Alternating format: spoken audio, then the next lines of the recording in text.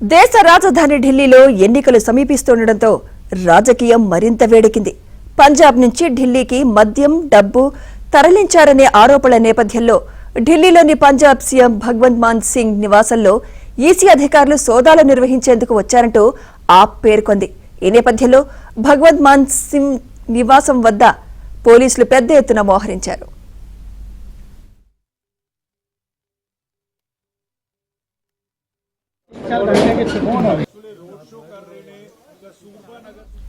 Punjab CM ఇంటి వద్ద పోలీసులు మోహరించడంపై ఆప్ నేతలు మండిపడుతున్నారు. బీజేపీ నేతలు పట్టపగలు డబ్బులు పంచుతున్నా ఎలాంటి చర్యలు తీసుకోవడం లేదని, ప్రజలు ఎన్నుకున్న నాయకుడి ఇంటిపై రైడ్ చేయడానికి ఈసీ అధికారులు వచ్చారంటూ ఎక్స్ వేదికగా ఢిల్లీ సీఎం అతిశయ ఆగ్రహం వ్యక్తం చేశారు.